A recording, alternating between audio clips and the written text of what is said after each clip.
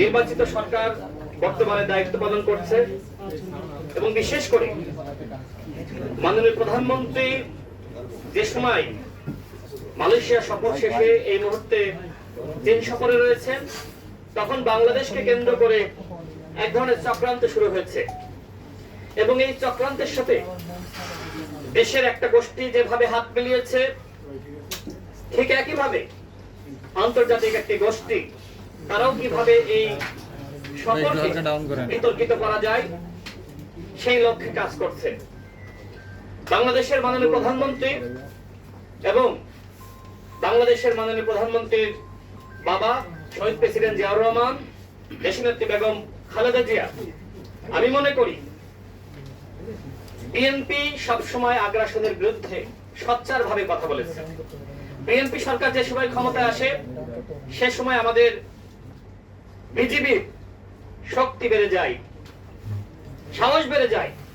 আপনারা নিশ্চয়ই সামাজিক যোগাযোগ মাধ্যমে কয়েকটি ভিডিও দেখেছেন, সেখানে বিজিবির কয়েকজন সদস্য বলছে, তোমরা যদি গুলি চালাও আমরা চুরি করে বসে থাকবো না, আমরাও পাল্টা গুলি চালাবো। এছাড়া আরো অনেকগুলো ভিডিও দেখেছেন যেখানে গ্রামবাসী, সীমান্ত এলাকার গ্রামবাসী তারা পাহারা বসিয়েছে। অন্তর্বর্তীকালীন সরকারের সময়েও আমি বিজিবির বা ওই এলাকার মানুষের এই সাহসটা আমি দেখি নাই। এবং আওয়ামী লীগ 16 বছর কিভাবে ভারতের সাথে স্বামী স্ত্রীর সম্পর্ক তৈরি করেছিল, কিভাবে রাখি বন্ধনের সম্পর্ক তৈরি করেছিল, সে বিষয়ে আপনারা সবাই জানেন। স্বয়ং স্বৈর রানী শেখ হাসিনা নিজেই বলেছিল, ভারতকে যা দিয়েছি ভারত আজীবন মনে রাখবে। সেই মনে রাখার কারণেই শেখ হাসিনাকে, এই গণহত্যাকারীকে ভারতে আশ্রয় দেওয়া হয়েছে।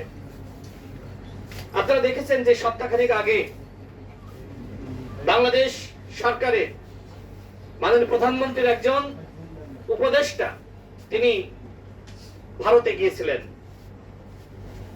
এবং সেখানে যাওয়ার পরে যে অনুষ্ঠানে তিনি যাবেন, বিমানবন্দরে নামার পরে তার পাসপোর্ট চেক করা হচ্ছে।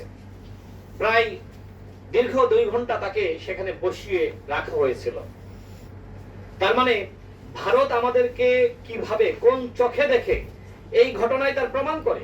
আর যারা বিএনপি কে বলতে চায় যে বিএনপি ভারতের সাথে তাল মিলিয়ে ভারতের সাথে ওয়াদা করে ক্ষমতা এসেছে, তারা কি এই ঘটনা দেখে তাদের অনুধাবন হয় না?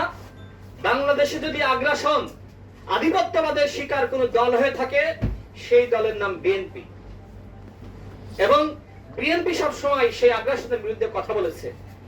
দেশনেত্রী বেগম খালেদা জিয়া তিনি যে ভাষায়, যেভাবে সবসময় প্রতিবাদ জানিয়ে গিয়েছিলেন, সেগুলো তো নতুন করে বলার কিছু নাই। সুতরাং যারা বিএনপি কে মুজিববাদের পথে হাঁটছে, যারা ভারতের সাথে চুক্তি করে ক্ষমতা এসেছে, এই সব ফালতু কথাবার্তা বলে, এদের মতন ফালতু আর টাউট রাজনীতিবিদ বাংলাদেশে আর কেউ আছে বলে আমার কাছে মনে হয় না।